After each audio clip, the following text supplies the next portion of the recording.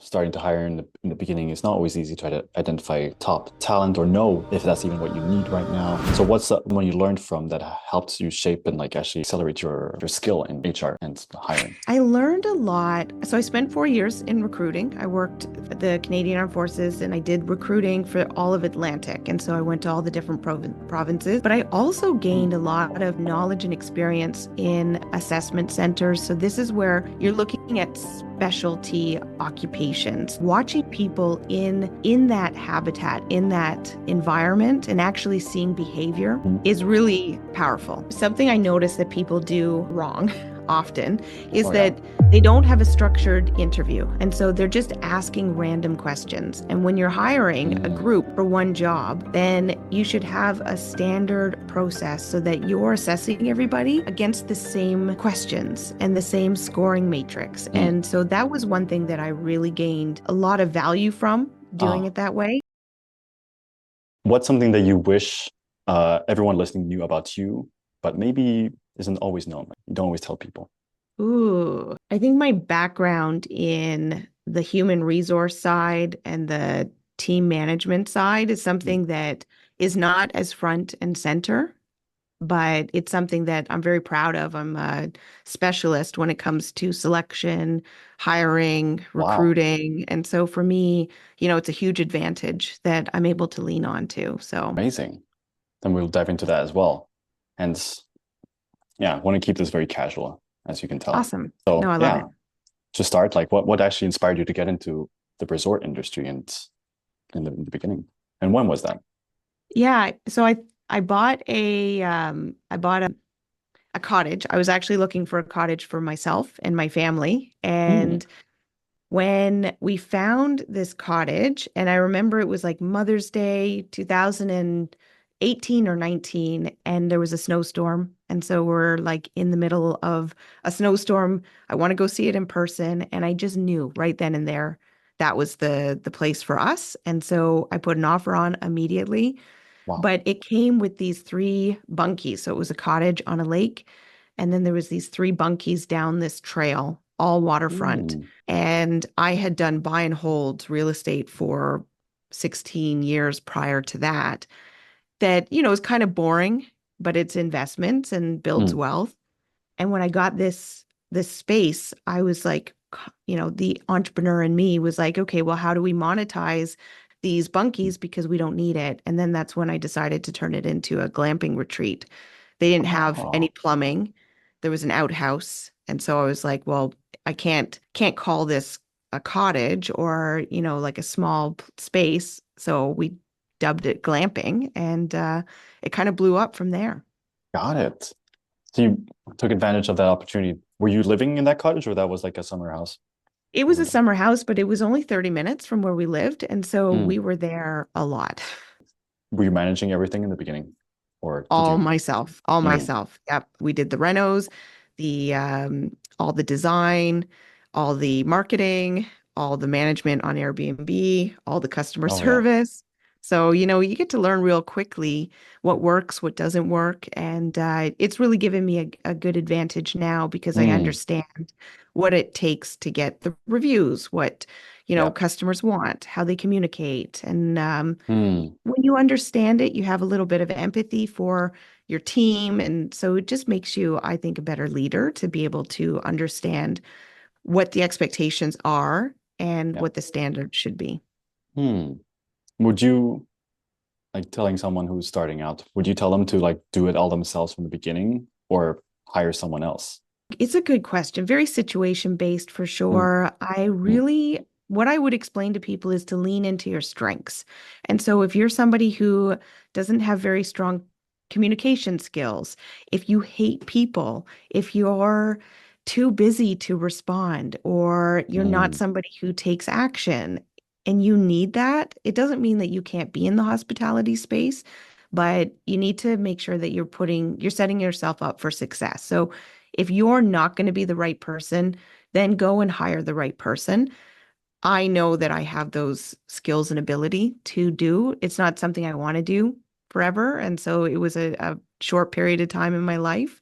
I now hire that out. I Hmm. outsource all of it, but I'm very grateful for the experience because now when I am hiring, I know exactly what I'm looking for. Hmm. Yeah, that is super important. So I would say, yeah, like a mix then. You need to know how to identify the people then Exactly, as but well. I don't need to have fixed my car to hire the right mechanic. It True, just, if I was a mechanic, I would probably have more critical eye for, the expectations. true. And so what's with the HR background then? How does that help you, would you say? It's been just like the game changer. It's given me Hmm. the advantage. You know how everybody says like what is that extra advantage that you have? Uh-huh. My background, I have a master's in organizational psychology, plus No I've way. got 23 years of service in the Canadian Armed Forces, so in a leadership role, and my job is personnel selection. So I am Wow. a specialist when it comes to behavior in the workplace, hiring, recruiting, selecting the Hmm. right people for the job. It's given me a huge advantage in the business Wow. community because people are everything in a business. And so when you Yeah. A, understand people, and B, you understand how to hire and lead and train Hmm. and put systems and processes in place for organizations to function without you, you can do a lot. Insane. You can do a lot. I noticed that especially in our, yeah, starting to hire in the beginning, it's not always easy to identify top talent or know if that's even what you need right now.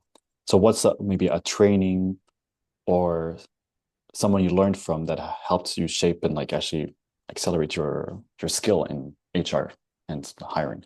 So something that I learned a lot. So I spent 4 years in recruiting. I worked Hmm. for the Canadian Armed Forces and I did recruiting for all of Atlantic. And so I went to all the different provinces. Oh wow. So I learned a lot in that process of what to look for, all the steps to hiring somebody off the street. But I also Hmm. gained a lot of knowledge and experience in assessment centers. So this is where you're Hmm. looking at specialty occupations that is really requiring an advanced skill. And so Hmm. watching people in that habitat, in that environment, and actually seeing behavior Hmm. is really powerful. And so Hmm. I've been able to combine not only a process to hire and a structure where you ask the same questions to every candidate. People hire just based on their gut. So Yeah. something I notice that people do wrong often is Oh yeah. that they don't have a structured interview. And so they're just asking random questions. And when you're hiring a Hmm. group for one job, then you should have a standard process so that you're assessing everybody against the same questions and the same scoring matrix. Hmm. And so that was one thing that I really gained a lot of value from doing Ah. it that way. But then also working in environments where we're actually assessing behavior in the environment. And so you're putting people through different Ah. tests or Skills. different Yeah. skills, different processes, but then we're actually looking at their behavior and not necessarily what they say, it's what they Hmm. do. And so Hmm. now what I do is I combine both when I'm hiring. So I'm going to do questions and I'm going to ask situational, behavioral based questions, but then I'm also going to have test projects for people to do for, once you weed them down to the Hmm. top five, maybe. Excellent. Explain what test project is for what people don't know. So if you're hiring, let's say it's an assistant, because I know that Yeah. that's a popular one, especially in the entrepreneur space. Yeah. Everybody needs an assistant. Well, then you want to give her two or three small projects, nothing big, something that you can get done within a day that they can do and they can demonstrate their skills and their ability. Mhm. And there's a lot more than just even the outcome or the output. It's how communicative they are. How quickly do they Mm. respond? What's the turnaround time? Do they ask for clarifying questions? And so even though you're giving somebody something to do, it's often bigger than that, Yeah. right? So people focus just on the task, but I'm looking at all the variables that surround the task. The task is still important, but that isn't the only thing I'm assessing in that moment. Yeah. Yeah. Oh, 100%. Test project is Game changer. I would Yeah, often go it with my really is. gut, but yeah, doing a test project just helps you. Yeah, What I'm wondered though is like for someone who hiring takes time. It's if you want to see patterns in 100 people, like that's a lot of time. I wonder, is there any way to make that faster? Well, you said like narrow it down to absolutely. the five in the end, but still it takes a So lot of time. sometimes what I'll do is, again, because if you're hiring an assistant and, we work with Mm, assistants overseas and I've yeah. had a lot of success with it, but I've also Mm, seen a lot of struggle from entrepreneurs. And so mm, when you put out the job description, making sure obviously that your job description is very specific to that role and it's not generic. Like you really want to mm, make sure that you're assessing for the skills that you need to have done for your specific role, not just a generic one. But then mm, outside of that, once you get all of the interest, because you're going to get hundreds, especially if you're using certain platforms, yeah, then you can start weeding them out before you even spend any time looking at resumes just by an application. And in the of course. application is where I'm going to give instructions in there. And half the people won't even fill out the application. So Mm, now you've gotten rid of half. And then the other half that actually do take the time to fill out the application, the ones that don't follow the instructions to the T, then you can just weed those out too. And mm, I've heard people like actually insert like not hidden lines, but it'll say like if you've read this far, reply elephant, or you can ask really? something very specific inside the instructions at the bottom or halfway through. And then that just confirms if somebody's actually reading through it instead of skimming it or using AI. I mean, in the world of AI today, there's Mm, a lot of workarounds for that. And so yeah, just making especially sure there. that you're putting in like a weeding out process. And then same with the resumes. People spend a lot of time reviewing resumes. I don't. I'm 30 seconds. I read a resume 30 seconds and I just put it into the go pile, the no go, or the maybe. Gotcha. And then you review those afterwards. And then Yeah. once I've got the go, if I have Ah. 10, I just sit with the goes. I go straight Mm-hmm. towards them. And then that's when we will go into the interview process. And again, some people won't show up. So you Hmm. just kind of go through this weeding out process, but it doesn't have to take a lot of your time. My team at this stage will do everything up until the interview. And then once we're at the interview, then I take over and I just Awesome. do a quick interview. And then they send out the test project and then we see who it is. And, we can get pretty good success in a reasonable amount of Good. time. Amazing. Yeah. You've gotten to the place where you're able to delegate everything until the interview. Would you want to delegate the interview part? I imagine that might be a bit difficult since you got this expertise, and I wonder, is that going to be Eventually, hard to I let will. go of? Yeah. Okay. It's not to the point yet that I'm becoming a bottleneck in that process. So, whenever I remove myself from a process in my Hmm. business, it's when I've become a bottleneck Yeah. and it's enough that we need to fill it. And so, I recognize that I have the best skill on the team to interview, but Hmm. eventually I can train because we have a scoring matrix. And Sure. it's what I do for a living is train people on how to interview appropriately. So, I know that that's a skill that I can just find the right person to do the interviews and maybe take over the hiring, the team management, that side of it. Amazing. Appreciate the self-awareness. Oftentimes it's hard to give away the things that you're an expert in, especially. Oh, listen, I'm no gatekeeping here. For me, I've come to a space, all I want to do is give Mm. because I mean, selfishly, I know that you put it out there in the universe, people get value and they come right back to you. And So what, so for me, it's just like I can just continue to give and I I get wonderful conversations like we're having now. I get great connections and if I know that I've helped, I'm happy. beautiful. So where do you want to take your business in the next, let's say, 20-year vision, like Dan Marshall asks, for example? Yeah, right. The 20-year That's, vision. yeah.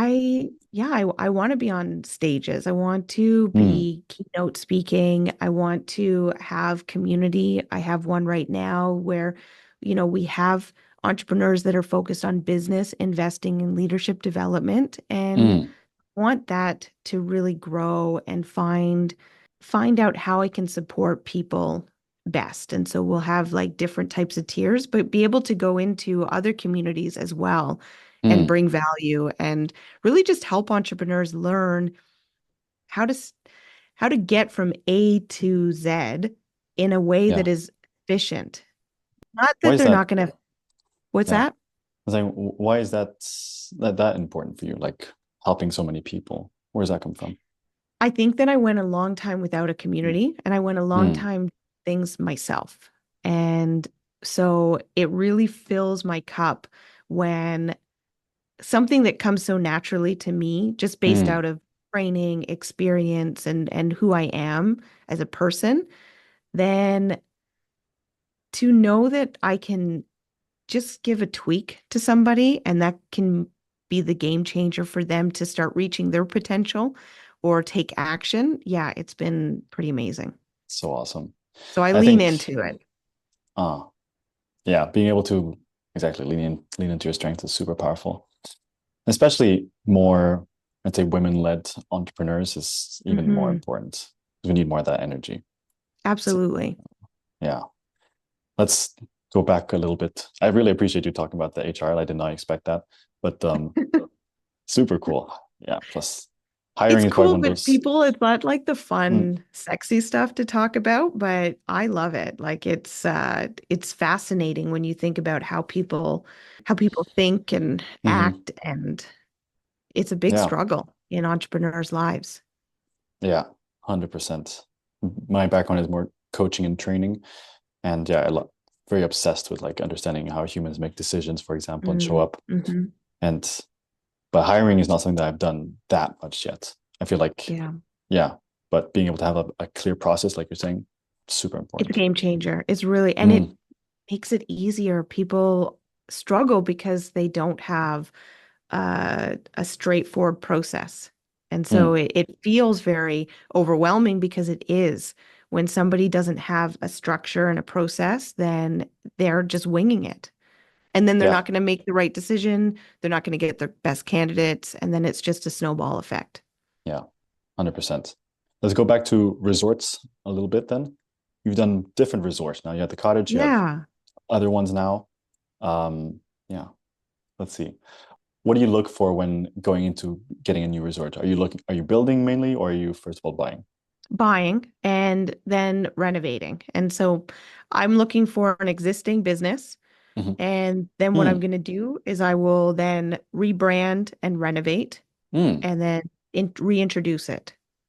cool. And what's got you into resorts instead of like hotel or just like single family homes, stuff like that? So it's kind of become an evolution because it Mm, started with the cottages that I turned into a glamping yeah. retreat, and that Ah. was successful. I exited that one, which was nice, and then Mm, moved into a boutique motel, which I mm, still own. This is coming on to our third year. The first year we did full renovations was 7 months of shut down, renovate, rebrand, open our doors, oh, and cool. yeah, so we've had 2 seasons now, very successful with that, which has been great.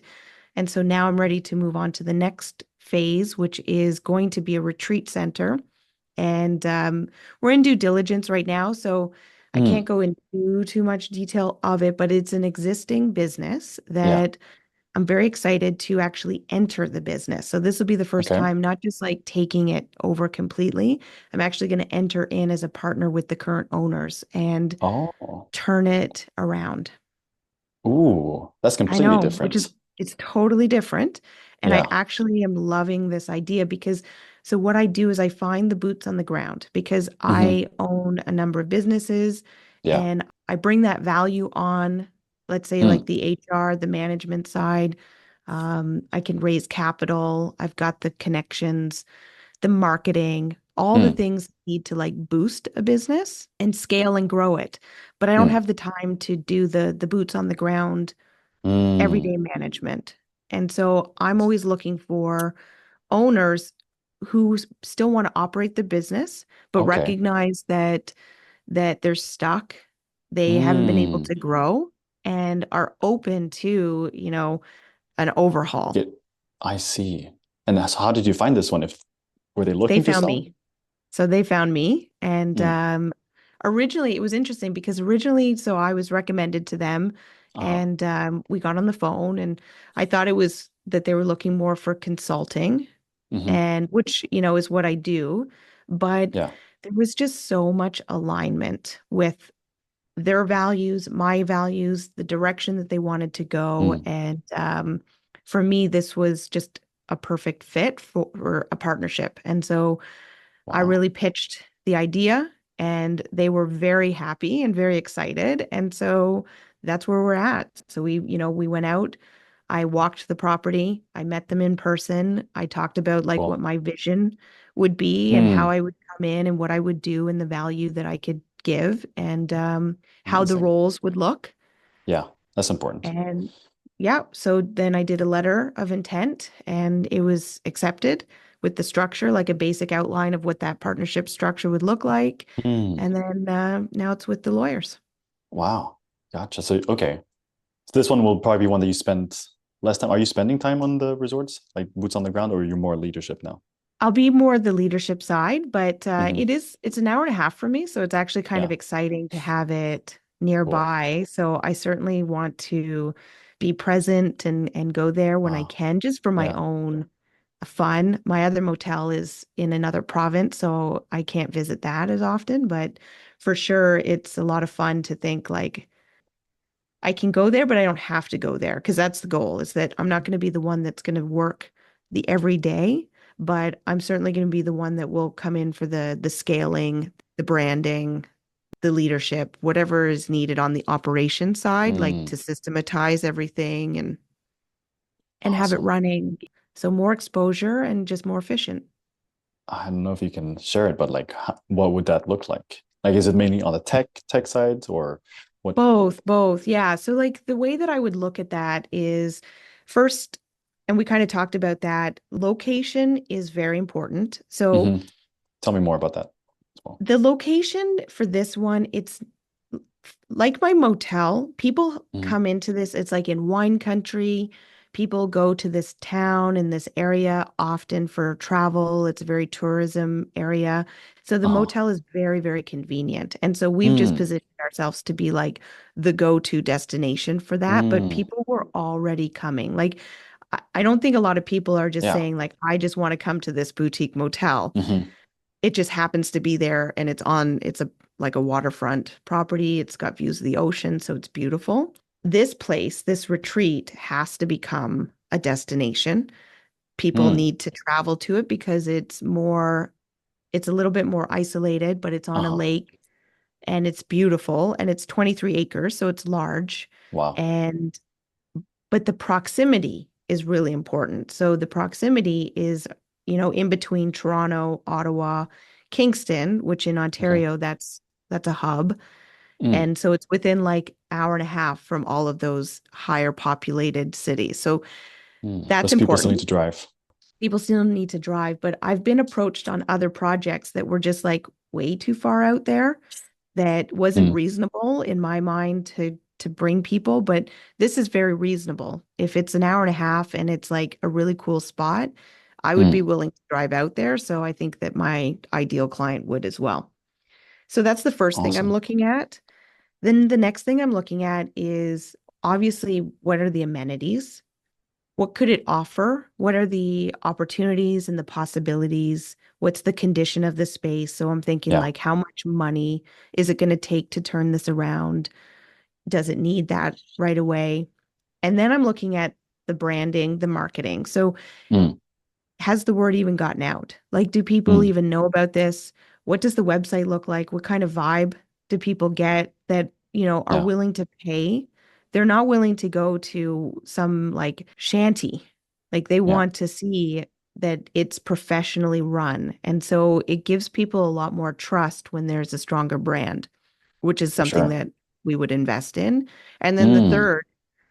third or fourth, I've lost count, but it's basically then what's the client experience like? So, what does the booking platform look like? How many nights are people having to book for 7 nights at a time? Or Mm. can that be reduced? Is Mm. it, you know, I'm just thinking about that customer journey and is it Interesting. easy? For a resort, What kind of clientele are you targeting? So actually, we're going to be targeting the goal, like the big vision is going to become the place for any type of service providers or Mm, like forces members, mm, veterans for PTSD type wow. retreat. So Amazing. the business partner, she does a lot of this already. And that's where a lot of the alignment was because of my background in the Mm, Canadian Armed Forces. And I just thought yeah. that was fantastic. But of course, we'll open it up to other types. So, if Hmm. it's let's say a women's group wants to come out there and do a retreat, or corporate wants to come out and do a retreat because it's Yeah. got 11 cabins and then a 12th one, which is a lodge. And so you can have Mm, like event space, catering, and everything is water views, which is beautiful. wow.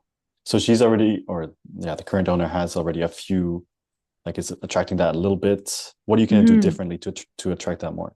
The marketing for sure needs to Hmm. get picked up. People need to know about it. So when I took over the boutique motel, it was not a boutique motel when we bought it. It was a very rundown waterfront Uh-huh. motel.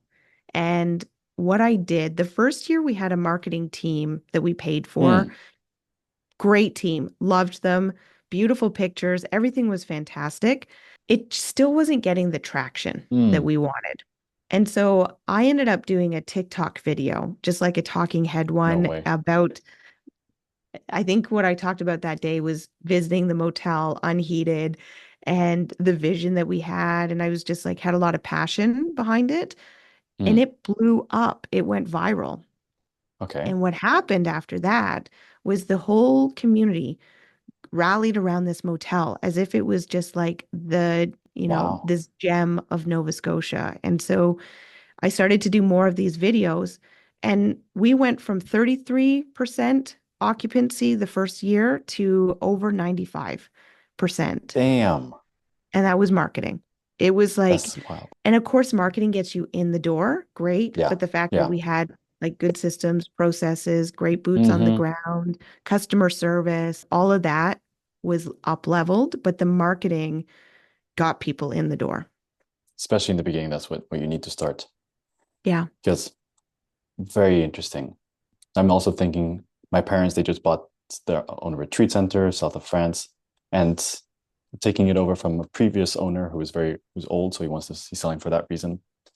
And all the current clients were only built on like personal relations, word of mouth.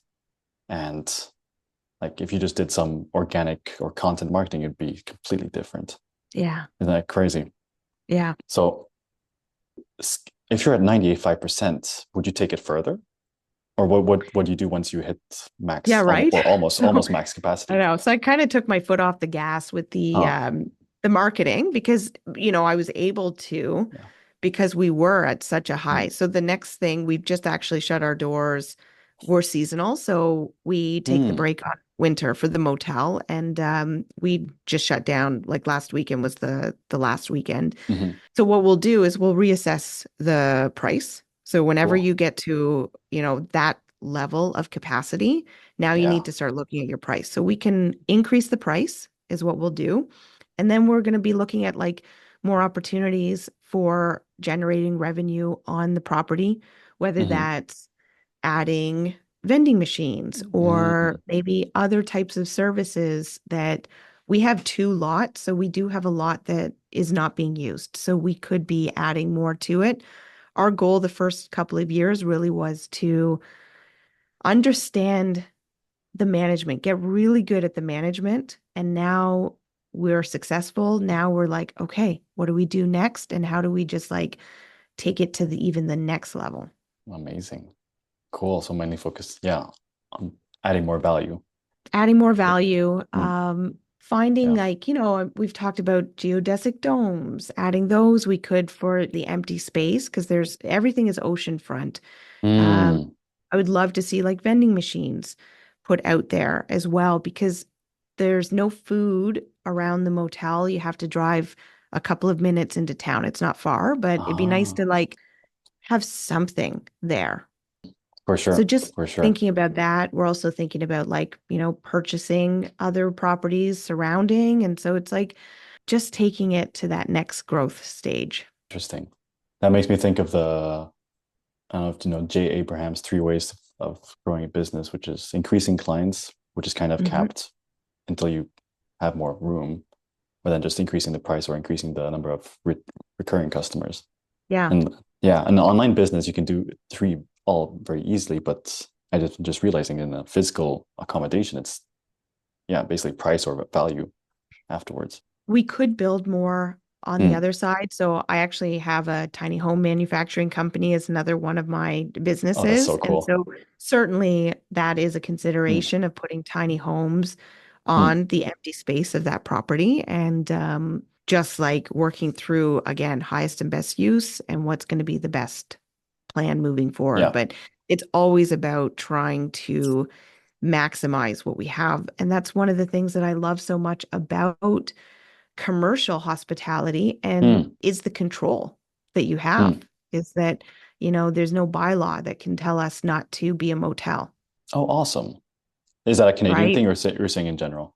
I haven't fact checked that with the US, but I would assume that a commercial hospitality, like a business, cannot be changed by a bylaw where, in the Airbnb space right now, certainly in Canada, there's a lot of Mm. volatility and the Mm. government does not support Airbnb or short-term rentals. And so they come down Mm. with bylaws in cities that say that you can't have a short-term rental.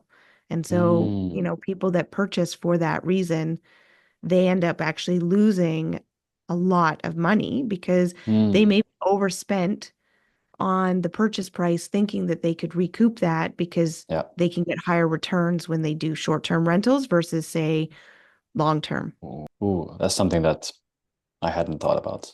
Very Yeah, interesting. it's a real thing that's happening here, and Mm. something that was a big reason that like I did that shift is just control. Wow. Got Yeah, it. That makes a lot of sense. yeah, Then the last thing would be is because you talked about location. What do you mean by location? You're saying like people are passing through, that's important. So it's already like a potential customers are coming. Is there anything else you mean by location? yeah. I when I'm looking at a location, Mm. you have to assess who your clientele is going to be. And Mm. so if you're buying something and it's in like, I don't know, I'm just going to say a mining town. Maybe you have like this gorgeous motel Mm. and you want to buy that. It's in a mining town. Hmm. Well, you have to think, well, who are the people that are going to be coming to that location, to that town?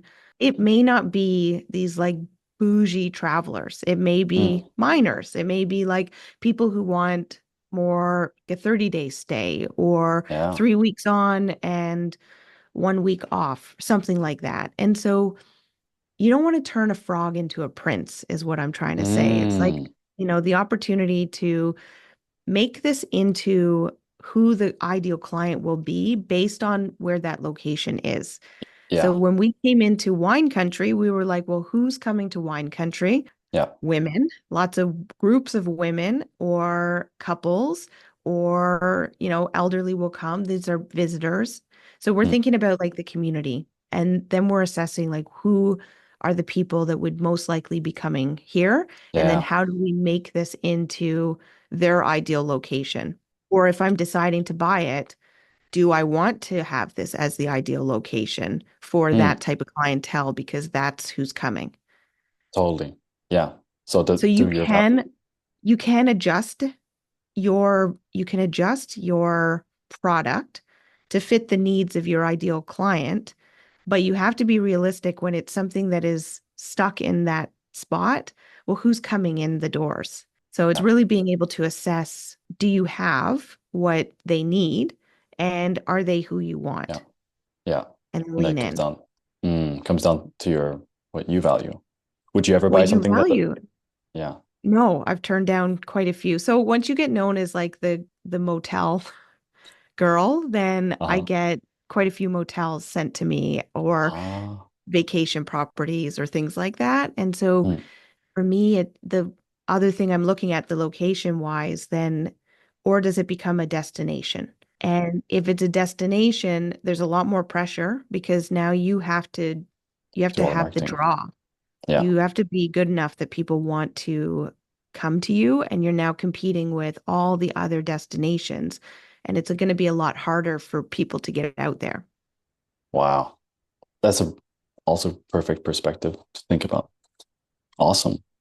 Yeah, Then, you might find a beautiful, beautiful, but it's not on a good location, then you're going to waste a lot of money and hmm, time. if I can summarize that, so know what you want to, what kind of people you want to take care of. Yep, You got to like the property, and so and then know who's coming, who would actually come there. Is it a destination property or is it passing through, but people would still come there for proximity, that's right. right? Yeah, Yeah, proximity or destination so that you know what that customer journey looks like. yeah, Because for me, I'm thinking, okay, for the motel, people want to come to Wolfville because yeah, Wolfville has the vineyards, it's got hiking trails, it's got beautiful views of Blomidon, it's got the university is there. So I'm like, in my mind, I'm thinking, okay, why are people coming to Wolfville? So that gives me a guarantee that I know people come. And then yeah, the right type of client that I'm looking for are coming. But now I'm like, how do I make my product the one that stands out the most yeah, and is the one that becomes coveted and that people now can turn this into a destination, but they might have already been coming, or it's now just like you get two for the price of one. exactly. Super good. So before we start to wrap up, reflecting on your journey, what do you feel like is the most valuable lesson that you've learned about being able to manage multiple projects in the hospitality industry? Maybe for somebody who's about to start out. That obviously the cliche taking Mm, action, but people just don't take action. ah, And what I've learned is that I don't fear challenge. I mm, actually have developed a confidence in my ability to overcome challenge. And so when I see a roadblock, I keep going because I know that I know how resourceful I can be. And so it mm, actually gives me extra focus and energy to overcome that roadblock, which situates me even better because of that mm. roadblock was telling me something. And so I have very limited time.